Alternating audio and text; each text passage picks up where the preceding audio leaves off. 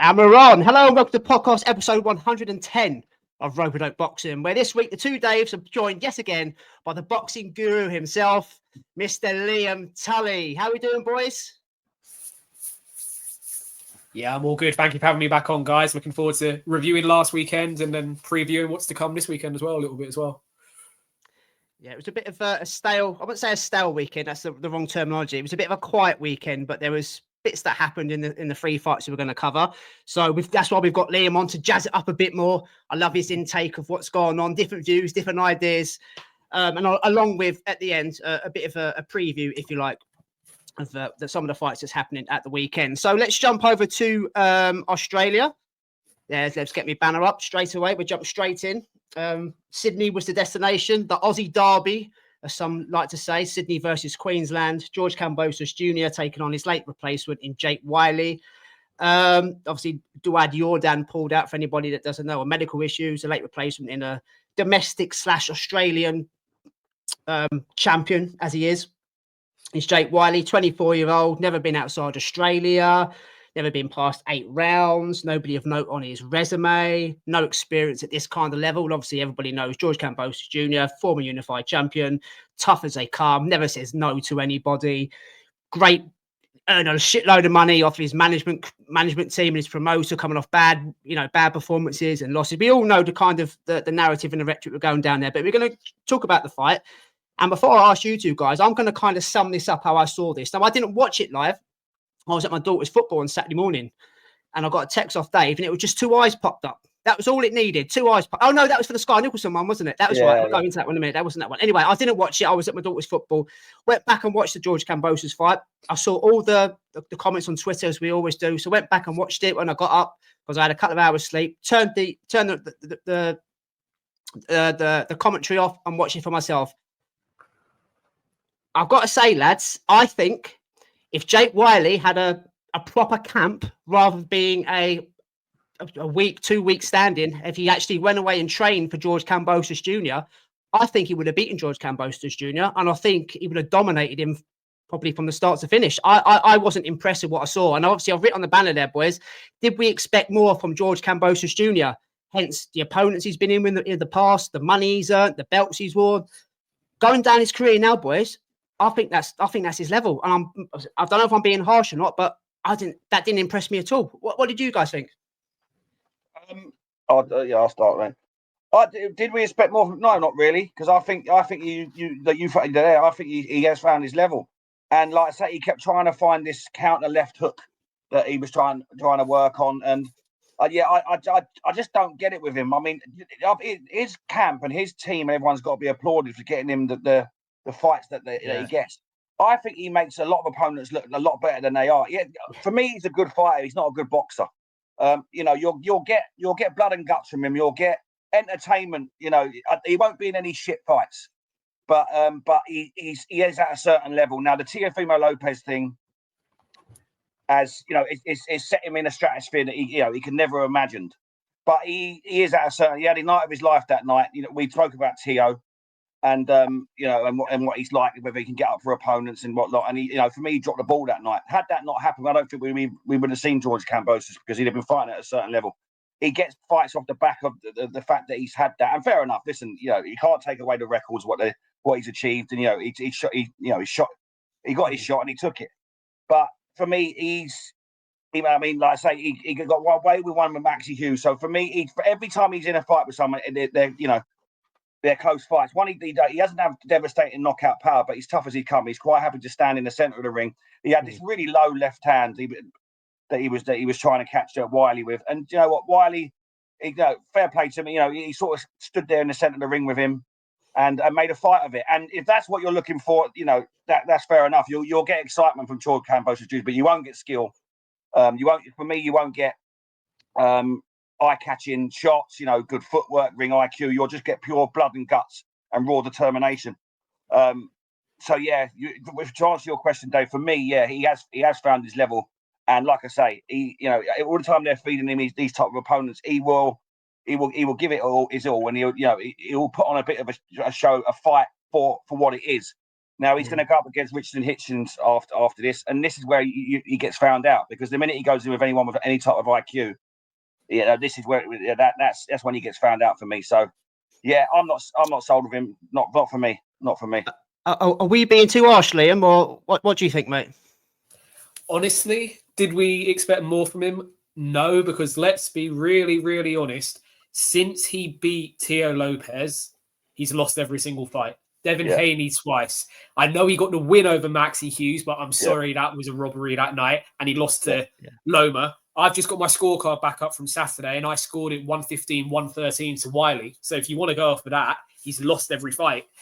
He had his night of nights against Teo Lopez, where he got the knockdown in the first, but he then got knocked down himself, didn't he, later in the fight? And by the end, he was hanging on. So it's really difficult because, look, to be a world champion or be a unified world champion, you obviously got to have something about you. Andy Ruiz held 3 belts at one point, didn't he, when he beat AJ? Yes, he lost him in his next fight, but he'll still go down in history as holding 3 of the heavyweight belts at one point.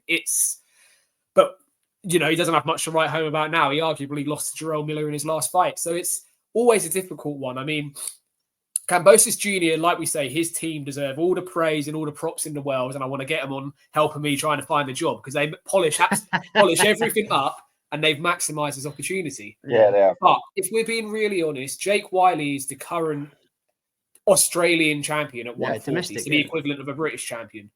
And arguably, he scraped, or for some people, lost to the Australian champion. You're now going to put him in against Richardson Hitchins.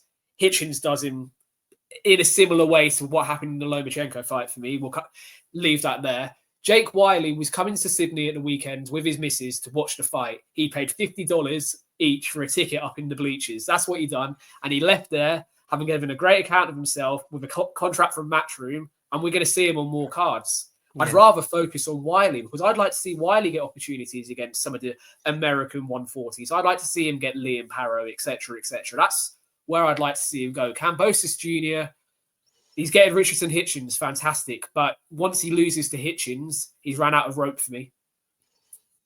Yeah, you're both spot on, mate. It's really weird. Dave, you're right. He's quite one-dimensional, isn't he? George Kambosos Jr. Watching that fight, the first 4 rounds, I thought he actually boxed okay.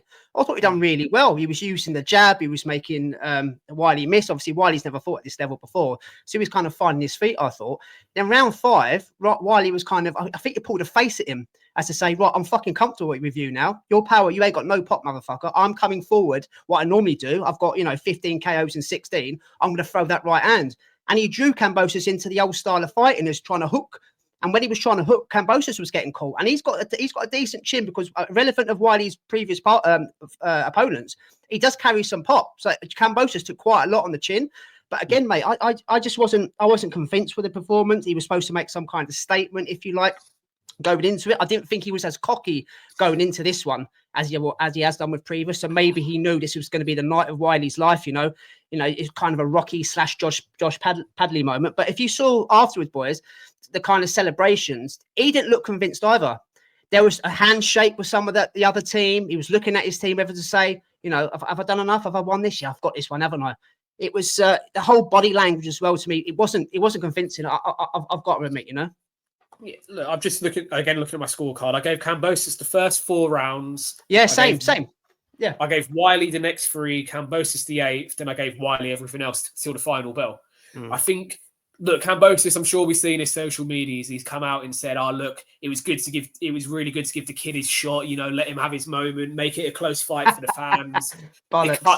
The cut didn't affect me, mate. Come on, you done really well at not being cocksure and arrogant in the week, other than talking about Hitchins, which is fine if that's who he wants to trash talk.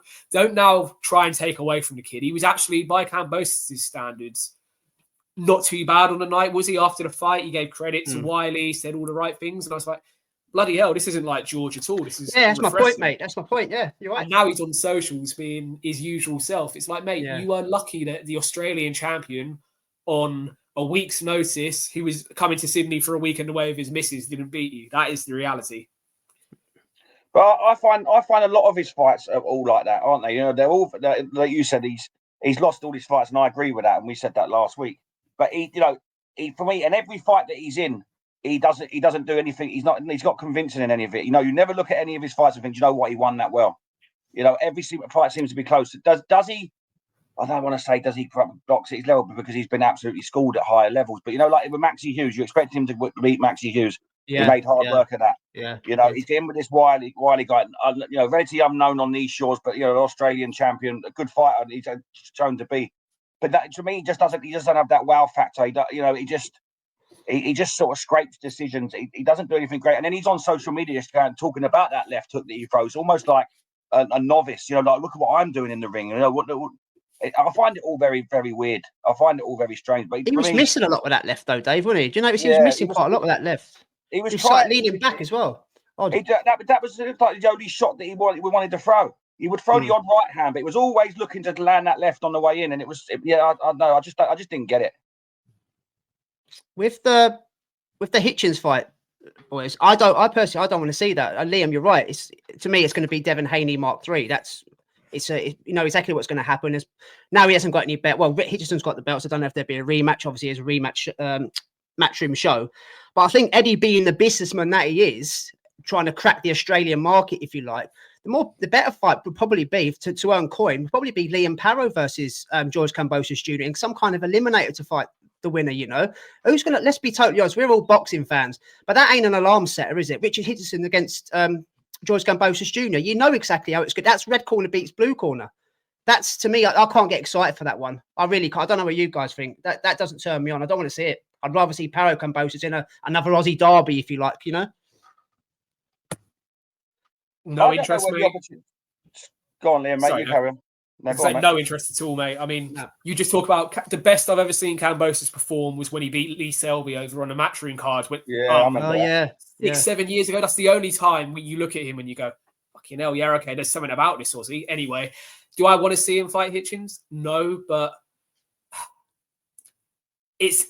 look, he's been put out there now. Eddie's also said it's either going to land in California or Vegas. So he's even said, and he's given 2 dates. So it's happening. Am I going to set an alarm for it? Yeah, I will, because I will want to watch it, but it's not because I'm excited by the fight. I honestly think Richardson Hitchins should be looking to stop someone like George Kambosos, build on that Liam Parrow performance, stop the champion from the last generation, so to speak. Hitchinson's the new wave. Kambosos is from that last generation, and then move on. And then we should be done with Kambosos. It sounds harsh, but that's the reality. Kambosos doesn't deserve any more big fights. The only way to get him to not have any more big fights is for Hitchins to put an absolute hole in his head. Like I say as well, like you was talking to someone in the week, Dave, about is the crowd of tickets that he sells. Like I say, the opportunities that he gets. I mean, I understand he's he's he's a unified world champion, and I know he's always going to have that over him, so he's a name in that regard. But he's like Liam said there, he's going to get a world title shot off the back of possibly 5 defeats. I know the records speak differently, but possibly. I mean, how does that work? Like when you're looking at, like, say, Jack Catterall, I know he would have been, I knew he'd fit in somewhere along there. I knew he'd have been brought up. yeah. That amount of eliminators that man had to go through, and then he's hit a banana skin with Barboza. And now you don't know where he's going. Yet you get a Kambosos who can, scrape through a Maxie Hughes, fight an Australian chat, and then get a shot at a world title. Like we say every week, it's the Wild Wild West. But like I say, I can understand it if he's a massive ticket seller and all that. But like I say, the guy you was talking to on Twitter the other day was saying that he doesn't sell that many tickets. Well, we're led to believe, aren't we, that he is the ticket seller, but. That arena had black curtains all over. It's a 20,000 seater arena, and there's less than 5,000 in there on Saturday. So yeah, we've been lied to. Guys. Yeah, you're right. For his homecoming, his first. He's fought in Australians, but his arena homecoming in Sydney, where he's not fought for a long time, and there was black curtains all over the gaff. Yeah, it ain't a good look. Just quickly before we move on to Skye Nicolson, going forward with Wyllie, boys.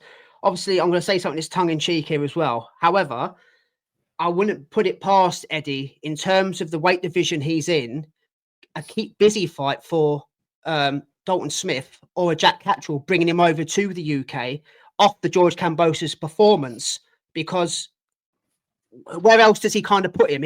I did see a comment from Eddie, I think it might have been yesterday or this morning, saying he wants to bring these Australian fighters, the ones that aren't very well known, over to the UK to get him paid, to get him in with a better class of opponent. Where do you think that could be an option? And also, my tongue-in-cheek comment is, right, drum roll, please, Jake Wyllie will get a world title shot before Jack Catterall does. He probably will. Stranger things have happened, but yeah. What do you think you would do with him? That's my kind of thinking, where he might be a keep busy for those guys, you know. I think it has to happen because I don't think the pool is out there in Australia. Yes, that's I think they need to cross the shores to expand their names in the boxing world. Like I say, I don't know about Liam because he is the guru, but not a lot of us knew about Wyllie. Much about Wyllie up to this point. Liam don't need box rec, guys. He doesn't need box rec. But so I think for their brands, for their names, to get them out there, to build them build them into stars. I think they would need that. There's only so many George Kambosos in Australia that that they can fight. So I think that is the right thing to do.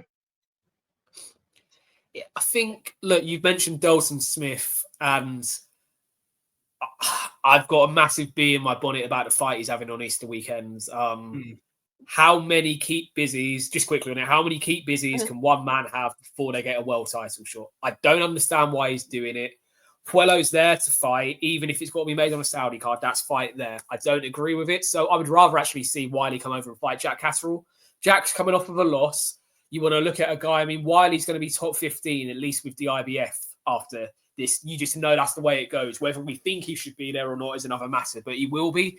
And I'm sure Eddie can maneuver that along with Sam Jones into some sort of eliminator or something to lure Jack Catterall back into the title picture. So that's what I would like to see him do. But I mean,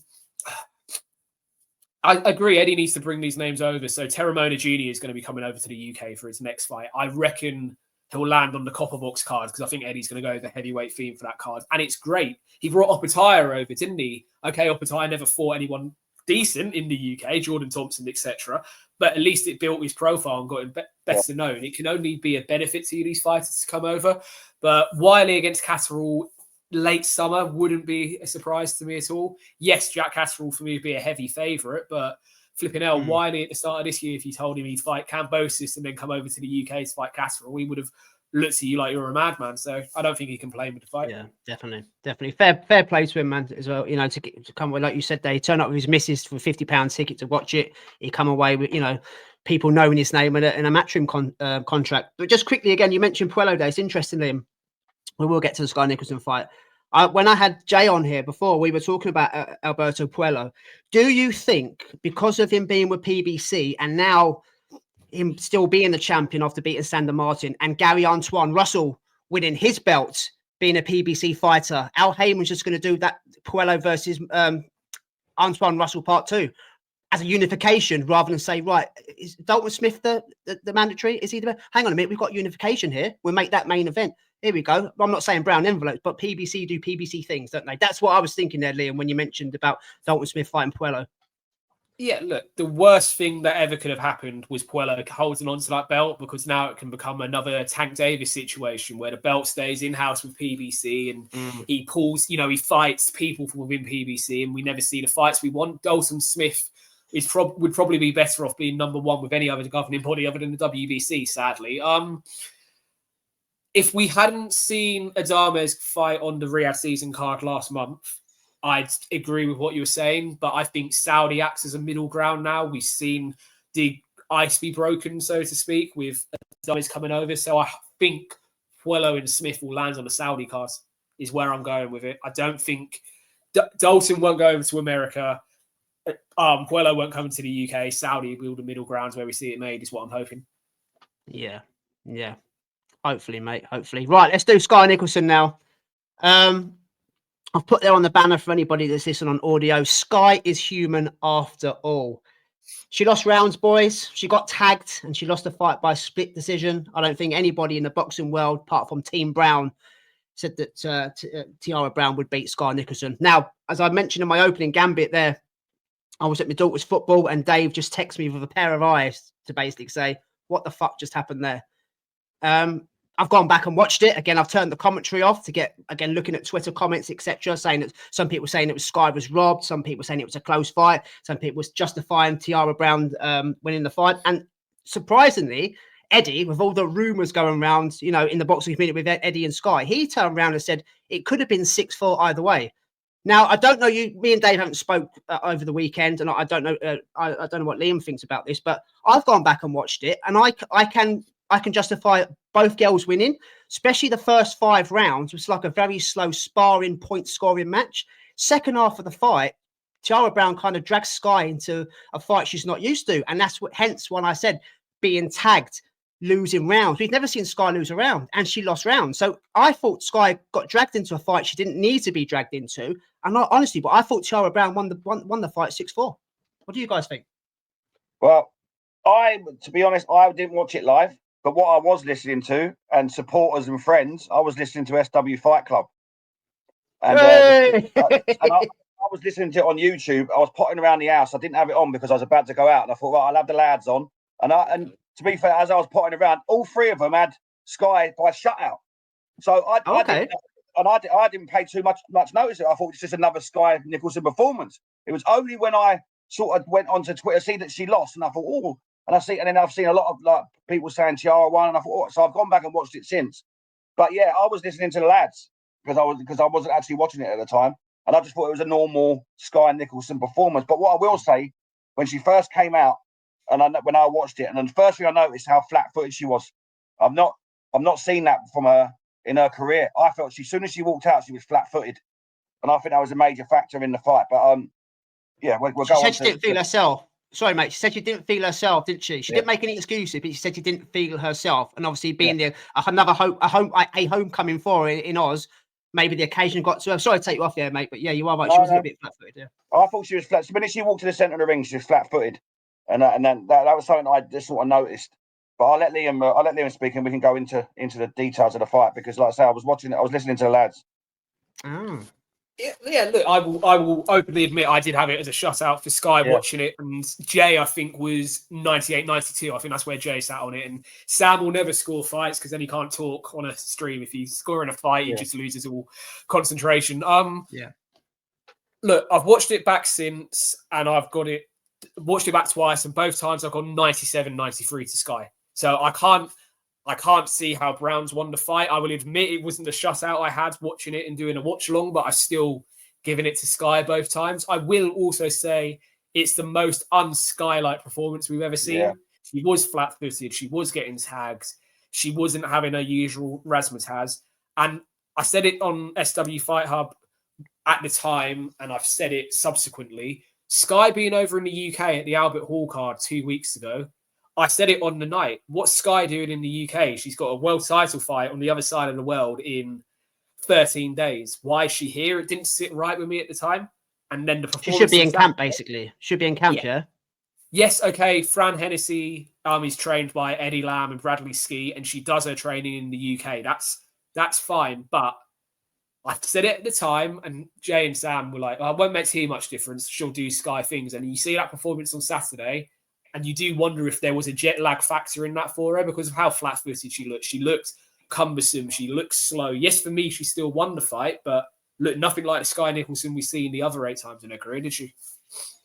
No, and like I say, she did. I said it in the last week's show. I felt that the way to beat her was to drag her into a dog fight, which is what Tiara Brown did. It's exactly what happened. I also felt that. To do that, you'd have to have an engine, which turns out that 38-year-old Tiara Brown did have as well.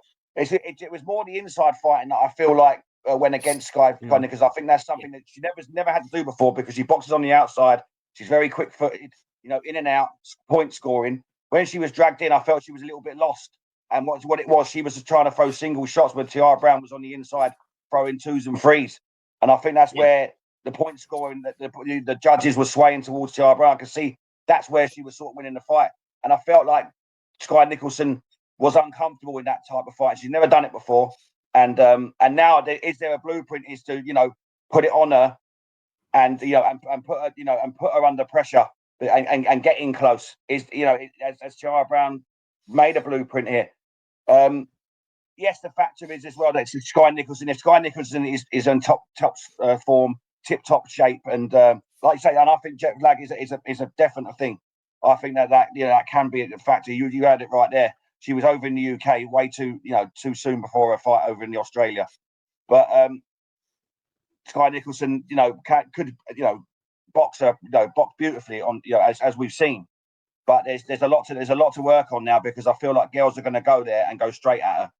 And put her on the back foot and back up against the ropes and let shots go, because I feel there may be a blueprint there. It's interesting, mate, that you say that as well, because we saw the Raven Chapman fight, and Raven Chapman pushed her back, but she couldn't land. She was pushing her back and couldn't land. Obviously, it was a WBC fight, WBC affiliated judges. On Saturday, same WBC affiliated judges, but the difference was Tiara Brown was pushing Skye Nicolson back, but she was a bit more aggressive than Raven Chapman. She was landing clean work against Skye Nicolson, which Raven Chapman couldn't do. So maybe the days of the Floyd Mayweathers with the WBC affiliated judges looking for defense rather than attack possibly have gone. I mean, as I said in the beginning, I can see a reason for Skye Nicolson winning that fight. But Tiara Brown does have a lot of shots. Yes, some of the shots don't look to hurt Skye. There's a lot of shots there that go round the back to the sides of the body. They're still scoring shots. I was really surprised. I've got to be honest, I was really surprised. And that's why I've put in the banner there, boys. Skye is human after all. She can be beat. She can be tagged. She wasn't hurt, but she was tagged and she lost rounds. This makes it interesting. Now, this is probably the only... We're high on Skye Nicolson on this podcast, mate. We've been... Before we even started doing this podcast, we were kind of... Me and Dave used to text each other when she come out of the Olympics. She obviously lost to Karis, which we'll talk about in a minute. So we are high on her, but this is the only fight I want to see Skye Nicolson in, as in a rematch, because all of her fights so far, it's easy. Let's be honest, they're easy. We don't find them boring because it's the sweet science, hit and don't get hit. But this is the only one now. I would say, right, let's get up and watch this fight. This ain't a 50-50 anymore. No, not a 50-50. I take it back. This isn't a 70-30 anymore, Skye Nicolson. This is a 50-50 or possible 60-40 to Tiara Brown, So, yeah, rematch next, boys. What do you reckon? Yeah, it'll be a rematch. And look, Tiara Brown and her team will say, well, we came to Australia for the first one, so she's coming to America for the second one. And yeah, she's a road warrior, Liam. Sorry, she's a bit of a road warrior as well, isn't she, Brown? She seems to travel. I said last week when I was doing my prediction with the boys, I said the only thing I can give on Brown's side is that maybe she can hit a bit harder and more accurately than Chapman did. She done that, and she's fought more on the road than she has at home, so she's not going to be fazed by it. And was proven. I'm as high on Skye as you boys. I love her style, loved her in the Olympics, loved her since she's turned over. Wanted to see her kick on and show a bit more in the pros. I mean, we appreciate the sweet science, but sometimes you want to see her put her foot on the pedal a bit more. But now this is the only fight I want to see. It has to be a rematch next. I mean, regardless of anything else, Skye can't talk about moving towards any of the other champions, Amanda Serrano, whatever she wants to talk about until she deals with this. So she needs to get back in there with Brown. Do you think the build-up had any difference to the way that Skye Nicolson performed? Tiara Brown came with a lot of confidence. She was very brash, up in her face. Typical American, Dave. Yeah, she's never really had that either to contend with. Someone that came in there with showing a lot of confidence. I know a lot of it can be a lot of bravado, most of 9 times out of 10. But she liked the limelight just as much as everyone else. And do you feel that having a factor going into it? I don't know. I mean, I'll be honest. The way Brown was carrying on during the week was winding me up a little bit. I just thought... Yeah, I didn't like it either. You want to come over and you want to show yourself, but at the same time, you need to know when to rein it in. And there just wasn't enough of that there. I thought, okay, after the face-off on whatever day done the face-off outside the arena, I thought that'll be it. But then the weigh-in was even worse. I just think...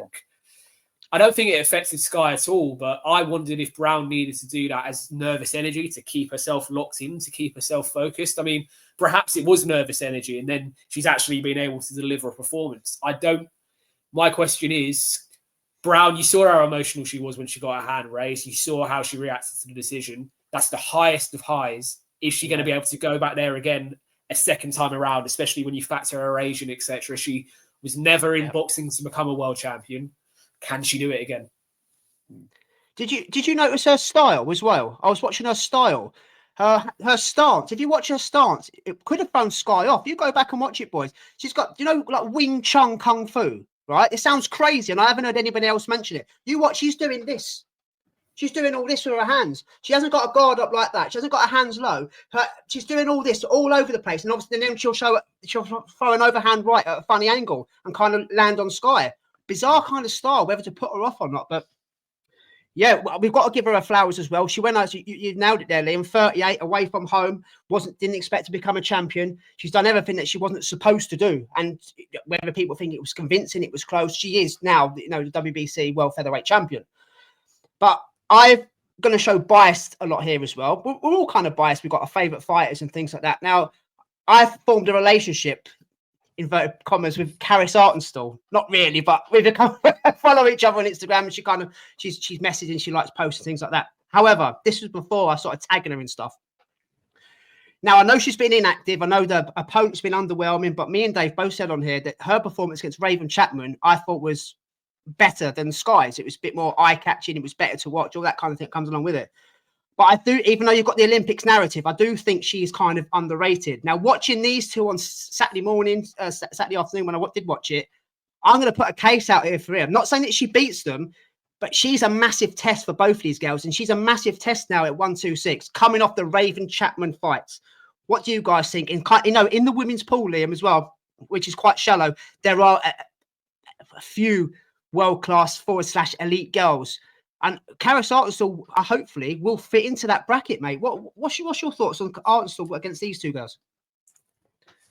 Again, I said in the lead up to the Chapman fight that it will be interesting to see how Artenstall does in comparison to what Skye does. I was worried about her inactivity and how long she'd been inactive for, but actually I agree with what you said. It was a more impressive performance. She had the 2 knockdowns, she looked even more in control, and she made Raven look even more ordinary than Skye managed to, if that makes sense, back in October. Yeah, look, I think Artenstall just needs activity. I want Boxer to announce that she's fighting again in May or June time. That's what I would love to see. And then I'd like to see her go towards the world title. Tiara Brown is tailor-made for Artenstall. Absolutely tailor-made for her. It would be 10 rounds, possibly sooner, if she can get a stoppage, of whatever Artenstall wants to do, she'll do in there, and I do believe that.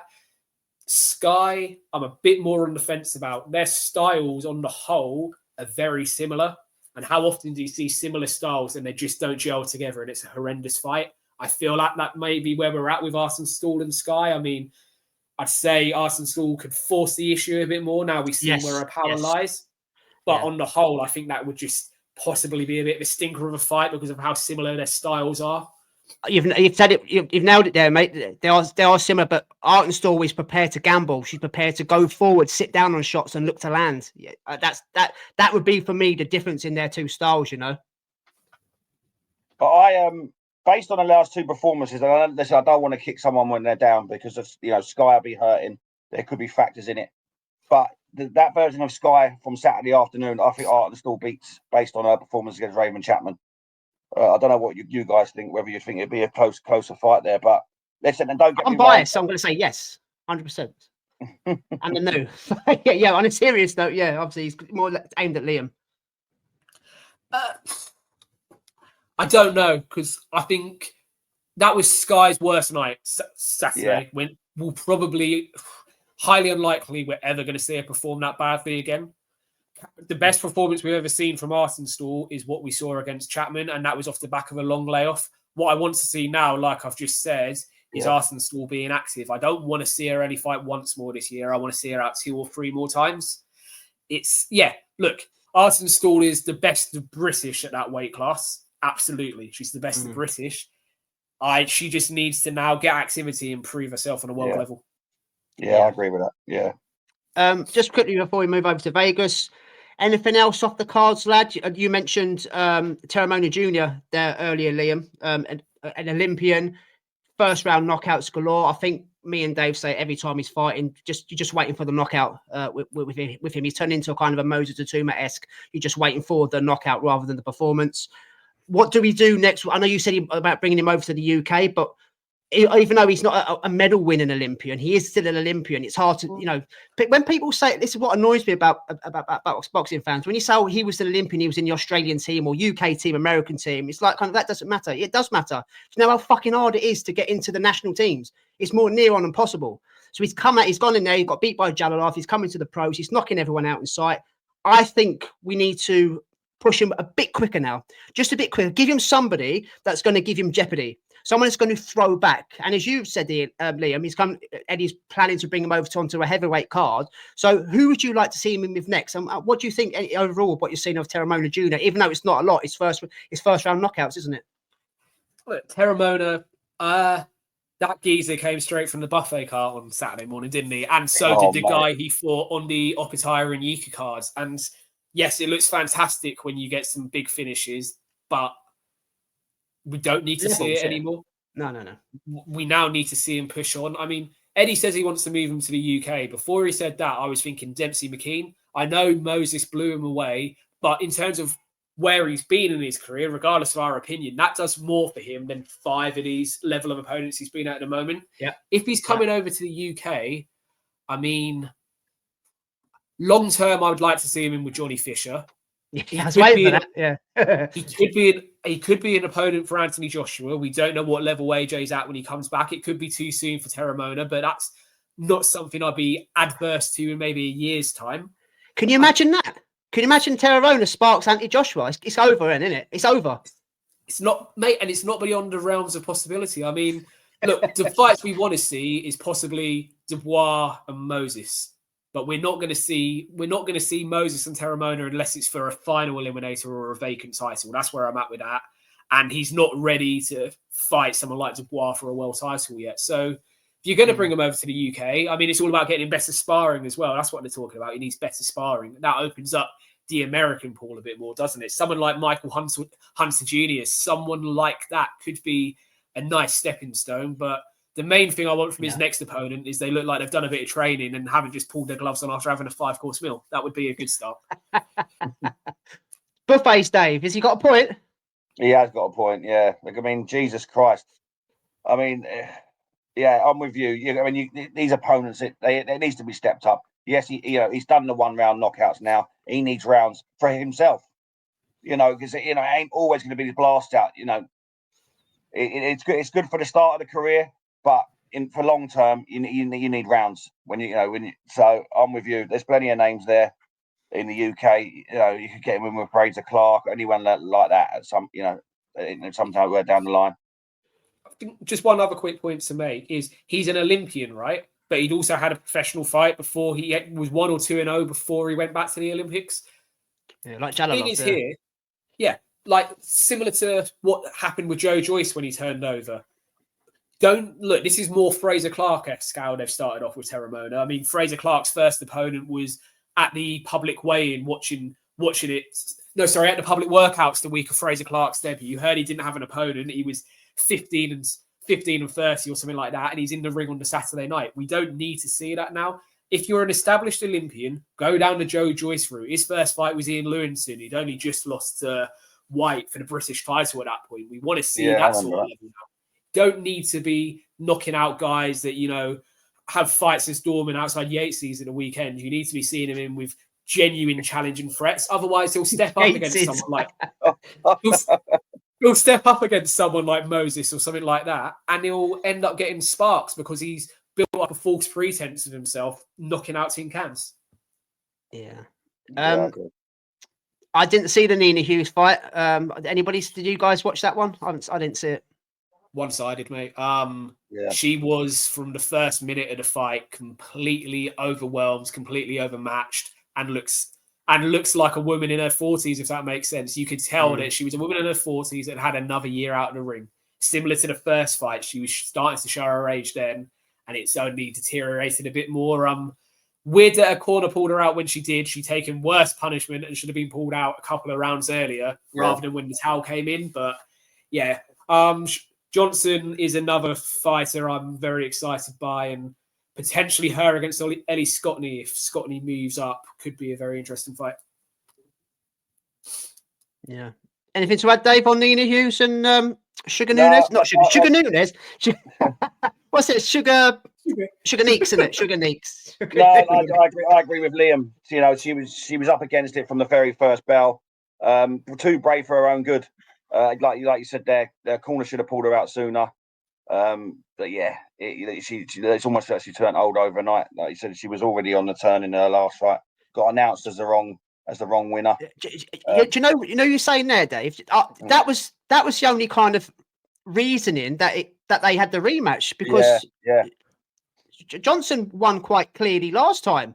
Just because the announcer fucked it up, all of a sudden there was he needs a rematch. The scores have been, they haven't looked at the scores properly. There's a bit of conspiracy theory, all that kind of jazz. But as Liam said there, it's the same as the first fight. I haven't seen it, so I'll take you guys' word for it. But apparently she's retired as well now.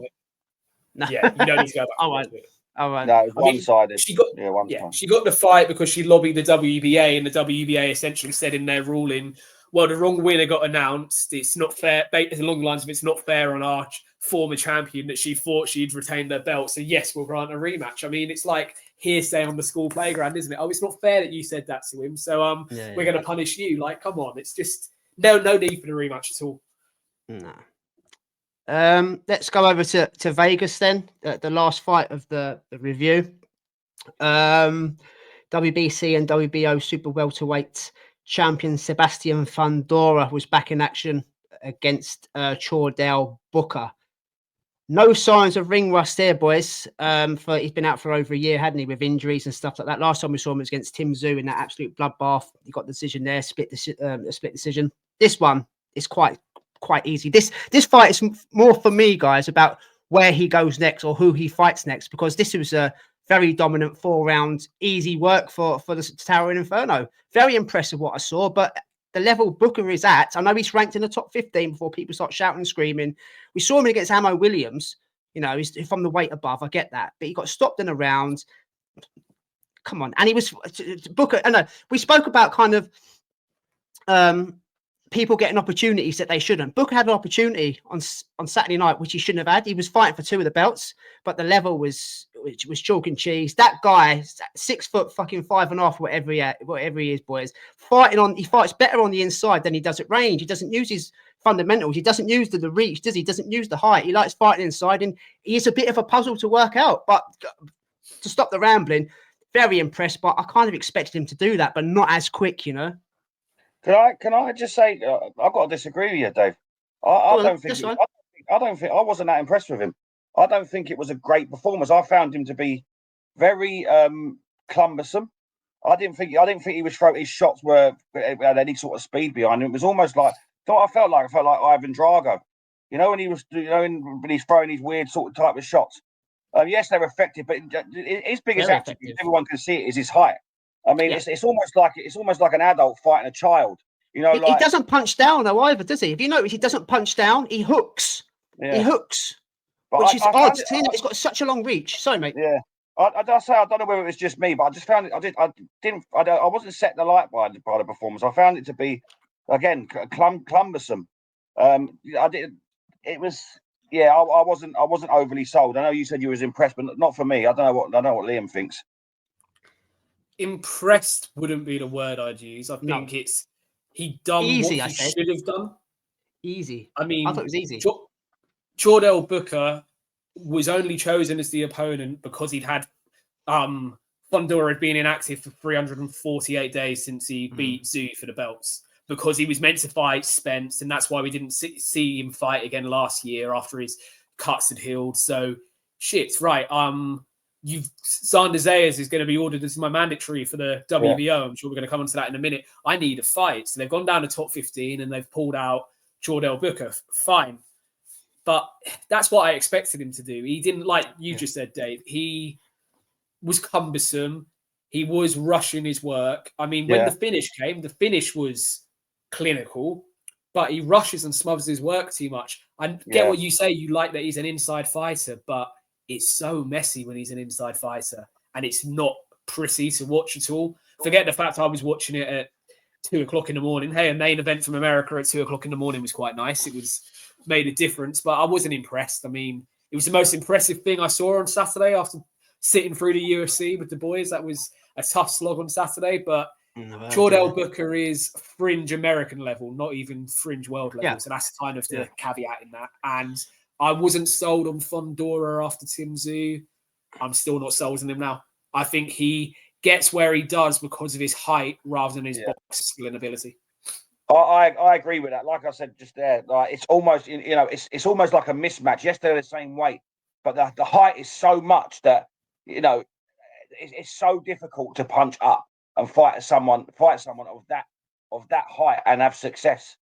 It really is. And listen, you're only born with it, so you've got to use what you've got. But I agree with Liam. When he throws shots, it does look messy. It does look.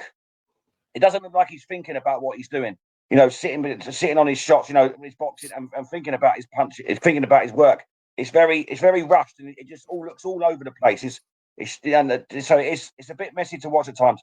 Like I say, can he improve? Yes. Can he look better? I think so. Maybe inactivity. He just wanted to get that one out of the way. Maybe. But it's almost like a fucking octopus at times. It's all arms and legs, and it was a strange one. I didn't come out of it thinking that was a great performance. Yes, he got the win. He done what he's supposed to do. But it was an okay performance for me. I'm going to be really honest, and it may be slightly controversial.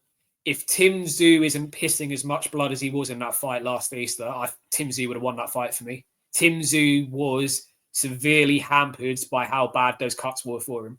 That's my opinion on it. Yes, he got absolutely blasted by Murtazaliev in October. You can't get away from that. But for me, Tim Tszyu should be going into that fight with Murtazaliev with 2 world titles. I think he lost that fight because of Fundora's heads and his forearms causing the cuts. Remember, those punches didn't come from cuts, and Fundora's had his sort of night of his life, a bit like, Tiara Brown had the night of her life on Saturday in Australia. Fundora had it last Easter, and I'm not sold on him, and Zayas is probably going to be the one to expose him when they've got 20 days before it goes to Perspids, so we're going to get that fight by the summer, aren't we? Yeah. Sold and impressed are probably not the right words. Easy. I'll stand by that. It was very easy for him. Again, you said it there, Liam. He's probably a C-level American fighter. It's a bit better than a club level fighter, Booker, but I've just found it very easy. And now you guys say it about the messy work. I totally get it, but he is still a puzzle. You've still got to beat that man. He's the guy now that's got 2 of the belts, irrelevant of the Tim Tszyu and the cuts. So you are right, Liam. But there's only one guy that's done it, and he more or less got, Mendoza quit him cold, didn't he? He had his arms down. Knockout of the year. Don't get him, it's a beautiful knockout. But even with his advantages, the height, the reach, you still got to get inside. You still got to land on him. You've either got to outpoint him or knock him out. And it's a hard task. And we will move on to Xander Zayas because me and Dave love that guy. Well, I think we spoke to you about him the last time you was on, Liam, about Xander Zayas and where does he go next. I know the Puerto Ricans, they're a bit like the Brits. You watch them over in New York. They love a beer. They love a sing-song. They pack crowds out. They've got great support. But he needs a name now to kind of stay relevant, not just this side of the water, but over in America as well. And that is the fight to make because we make comparisons between Xander Zayas and Edgar Berlanga, both coming through at the same time. Berlanga has stayed as the puncher, whereas Zayas has gone from being just a puncher to a boxer puncher, and he looks near complete. And this is a fantastic test. Do I hope he works out the puzzle? 100%. And it's the fight to make, especially from a Xander Zayas point of view. Especially because he needs a name. He's got it's not a free shot of gold because he's earned his right. He's #1 mandatory with the WBO. So he's earned his shot. He's paid his sanction fees. He's got his ranking points. It is the fight to make. I just hope, boys, it doesn't go to Perspids, which it probably will do. And then we see it all the time with these sanctioning bodies. All of a sudden, the kind of fight's fallen off or we don't hear about it again. And you see you'll end up seeing fucking Sebastian Fundora in with, a PBC fighter, someone like a Julian Williams. Do you know what I mean? We've seen it in the past and possibly see it again, but that is the fight to make, and I'm super excited for it. And I know Dave's a massive fan of Xander Zayas, but cut in there, boys, because that's an alarm setter. We talked about non-alarm setters earlier. That's definitely an alarm setter. Yeah, it is. And you say, will Zayas be able to work out the puzzle of Fundora? It's not a flipping Rubik's cube, mate. It's pretty easy. You don't allow him to grab you on the inside. You stay away from his head and you box him at range, which is how Tim Tszyu tried to go about things but couldn't because of all the blood and everything. He had to turn it into a brawl because he was struggling. And Xander Zayas fighting on the back foot, being a boxer rather than a puncher and a fighter, will frustrate someone like Fundora. And because Fundora is like an octopus, like you said earlier, and his limbs go all over the place, he'll get really frustrated. He'll look really uncoordinated, and it'll end up being quite an easy night. That's my opinion on it. Look, Fundora is the world champion. He's T-belt holder. I'm not trying to say he's not a good fighter, but he's limited in what he can do. If he was, 5'7", 5'10", with the attributes he's got, he wouldn't make it as a world champion. It's the fact he's 6'5.5", fighting at 154 pounds. You put him up at 168 or 170, he wouldn't be able to have the same success because the guys are that big up there. It's his height at that weight is a massive advantage for him. Yeah, I agree. And his sister's the same. So she's huge in her division as well. But yeah, it's a great fight to make. It's exciting. And Xander Zayas, we speak about him a lot. He's a great fighter. And this, for me, this will be his breakout. No, I agree with you. He's got the IQ to frustrate Fundora. He's not going to stand there and take them long levers. He's going to have plenty of lateral movement, ring IQ, pick his shots, and look very good doing it. So yeah, Dave, you're right. It is one to get up for, in the middle or stay up for, as Liam often does. But it's it's a good fight to make, and it's the right time. Timing's everything. We've been talking about Xander Zayas. Where does he go next? What are we going to do with him next? He's got his shot now, and I'm with you. We have used. I do a news bit on our Dave McDonald, and I'm always talking about purse bids. And Dave rightly says until it's actually signed, it don't mean a thing. So I'm hoping that this one goes over the line. Yeah, it's an intriguing fight. The only thing that doesn't worry me about Xander Zayas, and because the sound bites have dried up with him, especially with the boxing community going forward, people are still talking about Berlanga, obviously because he's mouthy, he's brash, he's been in with Canelo, he does knock people out. The knockouts have kind of dried up a little bit with Xander Zayas, and I think that's half the problem. The guy was smoking everyone early part of his career. Now he's become that all-rounded fighter, and he's boxing. He's not kind of getting the attention that he deserves. So we need to see a knockout as well. If he just goes in there and, like Liam says, he does, kind of not so much old man's him, but kind of works out his style. There is still a puzzle to him, because it's right saying it. You've got to go in and implement it. You've got to go in and do it. We can sit here and say, well, so-and-so needs to go and bum rush here or do this to him. They get in there and it's like, I couldn't work out the style. His feet were too fast. How many times we've seen boxers go in and say, I didn't think he hit that hard. He's faster than what I saw on the telly. He weren't like that in sparring. So it is very, very interesting. But going back to Xander, I do think he needs to put in, well, he will, hopefully he puts in the performance of a lifetime, and he does work out Fundora, and he does land on Fundora. But yeah, just before we move on, mate, I just think, I don't know what you think, Liam, I think that nobody's talking about him as much because he's turning into a kind of, boring is definitely not the word, but he's turning into an all-round boxer rather than this guy that's just looking for the right hand and smoking dudes, whereas Berlanga's still basically doing that, isn't he, or trying to do that, I'd rather watch Xander Zayas than Edgar Berlanga, though. That's the reality. Xander Zayas is a world champion and potentially a unified world champion in the making. Edgar Berlanga is still trying to live off the Canelo fight and the fact he lasted 12 rounds. He's absolutely shafted himself with Matchroom and is now a free agent. And I don't actually know where Berlanga goes. So yes, I get what you're saying, but I'd rather be as Xander Zayas than an Edgar Berlanga. He goes to PBC. I bet he ends up PBC. Of course he will. Yeah. What does that realistically do for him? But that's a topic for another time. Yeah, definitely. Did you see anything else off the cards, boys? I mean, it was a shit card, but I take that back. It wasn't a shit card. It looked like a PBC version of a next gen. So I literally didn't see anything else bar the main event.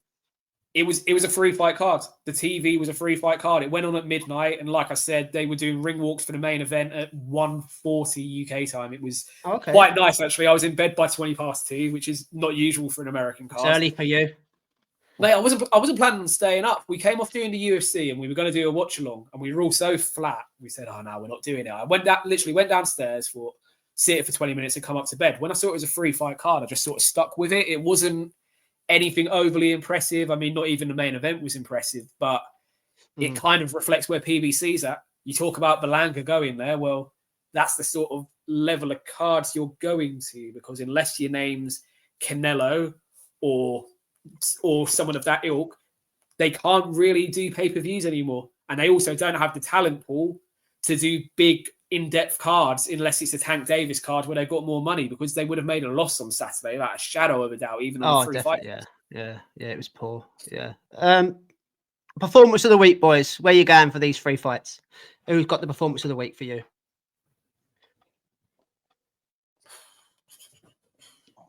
I'll go in first then. I'm going Tiara Brown. I'm going for your Tiara Brown because no one gave her a chance. Again, as Liam said, away from home, 38 years of age, wasn't supposed to be a champion, went in and landed on Skye, 1 round off her, made her feel uncomfortable, and and earned herself a few quid now. She's going to be the A side going into the rematch. Fair fucks to her. That's my performance of the week. What about you two?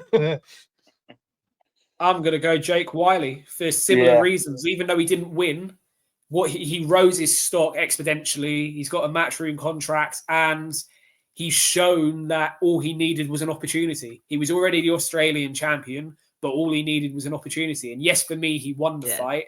But even though he didn't get it, what he's done for his career now is fantastic. So I'll go with Jake Wyllie. Yeah, I agree with that. I like the story behind it. Like you said, then he had tickets for the fight, and then the next thing he's in the ring. It's a movie situation. So I agree. Jake Wyllie for me. All right. That's the review done. Just before we let Liam go, obviously me and Dave will bring a preview show later on in the week, but I'm interested in Liam's thoughts on some fights coming up this weekend. There's a few better fights coming up this weekend. Sandy Ryan versus Michaela Meyer, pot 2 in Vegas. Liam, how do you see this one going? Just firstly, before you answer it, the main question we all want to know, what colour paint's going to be thrown at Sandy this time? Should be, that's Dave said it in the past, mate. So should be securityed up to the max this time. Should there be security around her from start to finish, I reckon. But yeah, sorry, mate. No, mate, that's the first thing I was going to say. I mean, it was horrendous. Let's call it right. It was shocking scenes at September. The fact that she could leave her fighter hotel, and as she said, she didn't know to start with if it was acid and what it was. Yeah. I mean, that's no one in any walk of life should have to go for it. Never mind someone that's leaving their hotel about to defend their world title. I'm in 2 minds on this one. Obviously, Brit bias. I want Sandy Ryan to go over there and get the job done and bring her belt back. But Michaela Meyer is a very, very, very slick operator. She's been a world champion at previous weight divisions. She was very unlucky for me against Baumgardner for all the marbles on that women's card at the O2 a few years ago. Mm. And Jonas. She's actually having some of her best performances at the latter stage of her career. So she fought on a Queensbury card against Lucy Wildheart, and she looks fantastic. That was on a Joe Joyce fight, which I was there for. She then ran Tasha really close, didn't she? And for a lot of I thought she lost that. I thought Michaela won that fight, mate. I thought Tasha lost that. Yeah, no, I am with you, and as I'm sure you boys know how much Jay loves Tasha. We've had a few interesting conversations over that, but I had Michaela winning that, and then look, it was close against Sandy, and I think I scored it a draw on the night, being honest. But she's done that as well. I think Michaela Meyer is only getting better, and she has a really difficult style to work out. Sandy Ryan is a very solid puncher more than a boxer, which is unusual in female fighters. But Michaela Mayer's movement and her punch selection and the angle she works on makes her a very difficult puzzle to work through, as we've just been talking about puzzles with Fundora. Mm.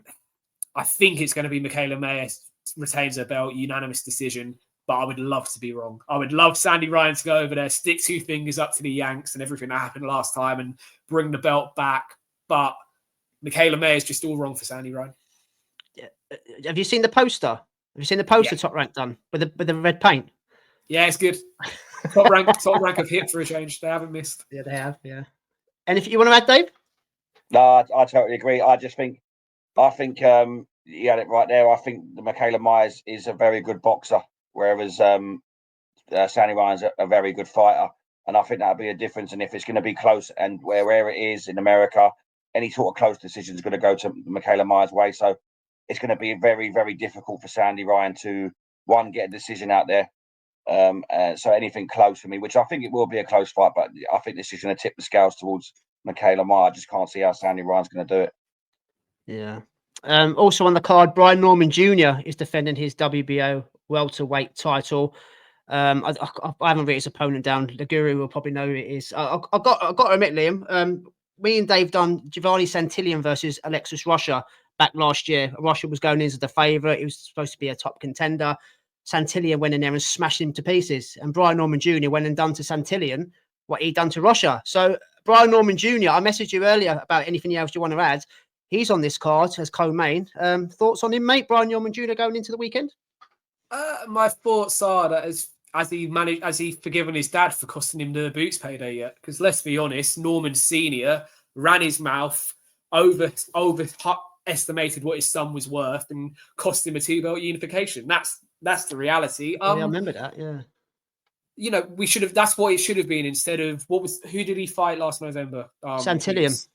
Santillan. Oh, Boots. Yeah. Oh no, Boots was is it Chuck Hadstian? Karen.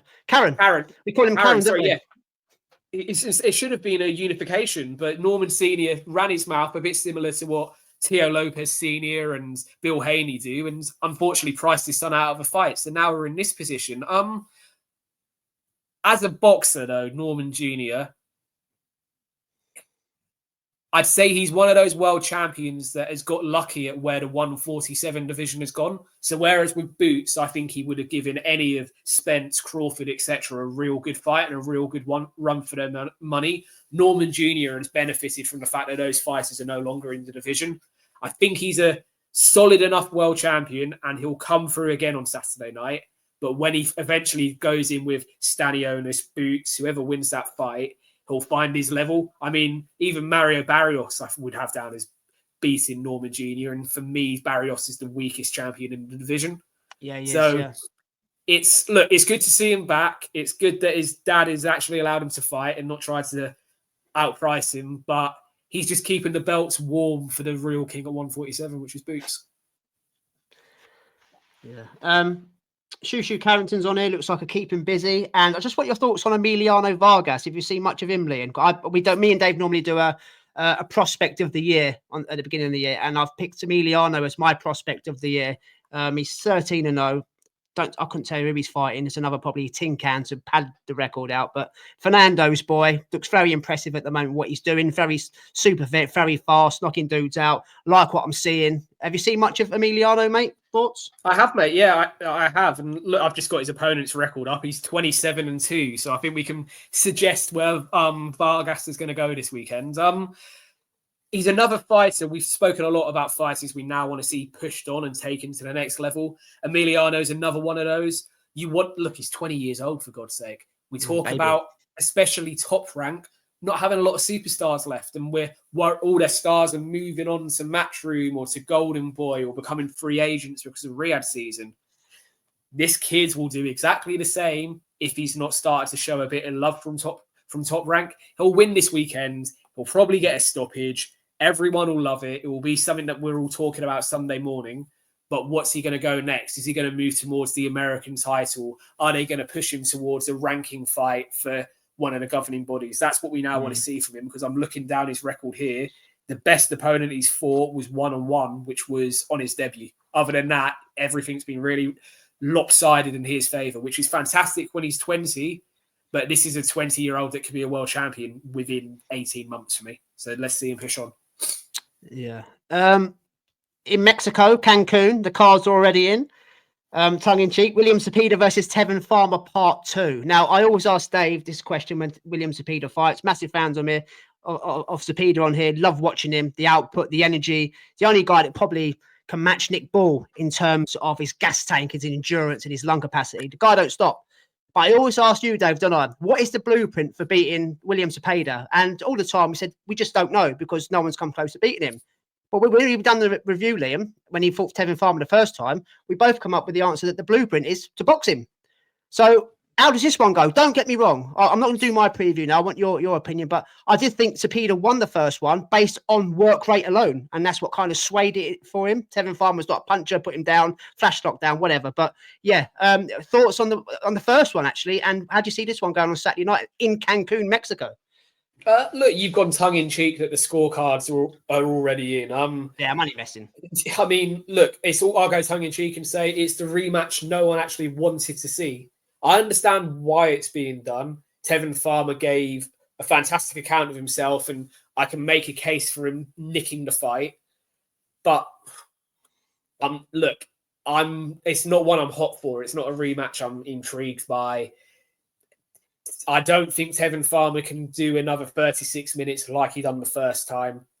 But at the same time, have we found out what William Zepeda's level is? Look, Zepeda can't afford to win this rematch 116, 114, 112, or 115, 113. He cannot afford that. This needs to be a 10 round to 2, 12 rounds to 0 shutout or a stoppage. Because if he goes close again, then it's right. Okay, so you've edged past Tevin Farmer twice, haven't really answered that what your level is. So we need to see a statement from him.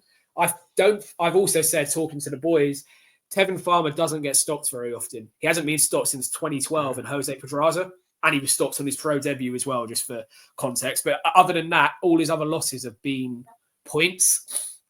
Yeah, I'm not sold on Zepeda. I appreciate what he does. I just compare him a bit too much to being another golden boy Jaime Munguia, in the sense that when he loses or when he gets exposed, he's going to be cast away and dropped, if that makes sense. And I feel like, not. I hope not, but look, Oscar and Bernard Hopkins are ruthless. Yeah. You understand where I'm coming from? Yeah, definitely, yeah. I said in my prediction, I think that we're going to see Zepeda with a late stoppage, but equally, I'm just not confident in it. Tevin Farmer is the wrong age to be able to do that sort of performance twice against someone like Zepeda for me. But also, I think Zepeda is not as good as maybe people will believe he is. So I think he'll win, but I'm unsure if it will be an impressive performance. Dave, you had the benefit about Zepeda? Do you think that a poor performance makes the Shakur Stevenson fight closer or further away? Like, I mean, all the time they're on a crest of a wave, and he's the next second coming. These fights seem harder to make. The team around Shakur, I'm not saying that it's any kind of factor, but when they look at that sort of performance from the Tevin Farmer, right, we're ready for they always think they can win. Don't get me wrong. I don't believe that they don't. They look at me and think he's not as good as that. Let's make that fight. Do you think another performance like what he had in the Tevin Farmer 1, like that, brings that fight closer or pushes it further away? I think another substandard performance from Zepeda is the only way he gets the Farmer fight, if that makes sense. Shakur doesn't want risky fights, and by that he's quite happy with a certain level of opponent where it's all chips are all on his side. So if he sees Zepeda put in another substandard performance, it will work in his favour for Zepeda, and he can come in a bit under the radar. Think Devin Haney, Ryan Garcia. Yes, obviously what happened after that, but no one gave Garcia a hope and a prayer realistically going in against Haney. So yeah, I think more likely to see it if Zepeda sort of labours to a points victory than if we see a 2 or 3 round blowout. Yeah. I'll tell you who I'm looking forward to seeing on this card, boys. Oscar Collazo. Oscar Collazo was the guy that beat CP Freshmart, 105 pounds, 7.5 fucking stone, Puerto Rican / American on that Riyadh card, wasn't it? The Chris Billam-Smith versus Zerdo was on the Latino undercard. night one, yeah. Yeah, the Latino night one. He more or less stole the show. He was fantastic. Not only could he box, he could punch at 7.5 stone. So I'm really looking forward to him. I remember you, Dave, saying about Collazo, how well he was impressed with him, because let's be honest, he's minimum weight. No one gives a shit about minimum weights, but he's a guy that's gone on the radar. So out of this card, yes, massive Zepeda fans like what he does, but I'm quite looking forward to seeing Oscar Collazo. Liam, thoughts on Collazo? Did you see much of him prior to the Latino night, mate? I went back and watched him after looking at him at the Latino night because I was impressed with him. I'll be honest, I hadn't before. It's something that gets said quite often at the moment, but if he was fighting at a higher weight, even around where Inoue is, he'd be getting spoken about a lot more than he is. It's not his fault he's a minimum weight. It's, but not many, like you just said, not many eyeballs are on those little guys because people think, why do I want to watch a 7-stone geezer fight? It's not going to be very entertaining, but he's a very talented boxer. It's enough. Look, it's a nice stage. It's a nice opportunity. It's just a shame that Top Rank are going up against Golden Boy with their cards this weekend. I mean, We didn't have any didn't have any boxing on Saturday last. Well, we had the Fundora card. We didn't have any. You could have gone both cards last weekends with how small the Fundora card was. One of them could have gone Friday night this week. It's just, eyeballs are being stretched across too many platforms, and it's in the UK what we're hopefully going to start avoiding, at least with DAZN now. Queensbury are over there from next week, so yeah. I like him. I just think he's not going to get the props he deserves because he's fighting at such a low weight, which is a shame. For us boxing purists, we will love him and watch him all the time, but that's because we'll watch any sort of fight, really, won't we? So, Definitely, mate. Just lastly, mate, we'll go backwards. They were all Saturday nights. Friday in the UK, you got Pat Brown making his, cruiserweight Olympian. He's making his debut for Eddie. You got William Crawler on this card in the Planet Ice Arena in Altrincham. That's an odd venue. But the main one that's kind of caught most people's eyes is Cameron Vong against Jordan Flynn, mate. It's a vacant bullshit WBO European belt. I'm not really bothered about that. But these two don't like each other, do they? There's a bit of history here. I think Flynn's been pulled out for injury once or twice before. I think the fight week's going to be interesting, mate. But the actual fight itself, how do you think it's going to go, mate? Vong versus Flynn. It's been on, it's been off, it's been off, it's been on again. It's finally on. I think this is the closest we've got. So, look, we've seen fights fall off even closer in fight week this year already. So let's not count our chickens yet. But I was more excited by this fight before I saw Vong fight Gavin Gwynn. And by that, we had a nice bit of matchroom home cooking with the brown envelopes where he got a victory that he doesn't ultimately deserve for me. I think I had Gavin Gwynn winning that night, and I'm pretty sure Sam and Jay agreed with me on the watch along. It was, he didn't box well that night. He struggled, and he was sort of old man's by a wily Gavin Gwynn and sort of shown how much more he's got to learn. The only fight we wanted to see was a rematch. He's been manoeuvred away from the rematch in a fight that he was meant to have that night in Birmingham. But for me, there's still questions to answer against Gavin Gwynn, so that's where he should have gone first.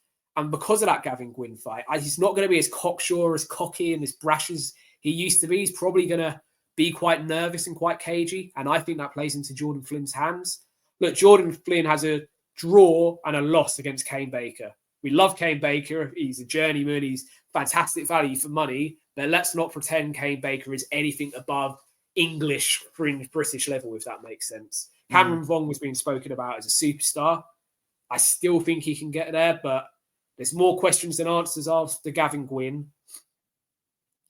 He's going into this fight, which is a grudge match, which is going to be emotional, which he's, spent a lot of training camps in already. And I actually think, taking all of that into account, that Jordan Flynn's going to nick it. Jordan Flynn's going to nick it on points. I love Cameron Vong, and I still think he'll come again and become the fighter we do.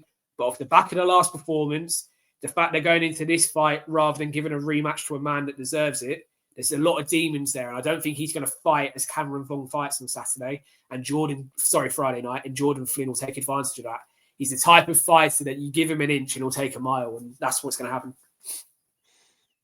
Yeah, I think me and Dave are the only two at the boxing community that had Cameron Vong winning that night, Dave, didn't we? I think everybody else has kind of said, maybe we have to go back and look at it.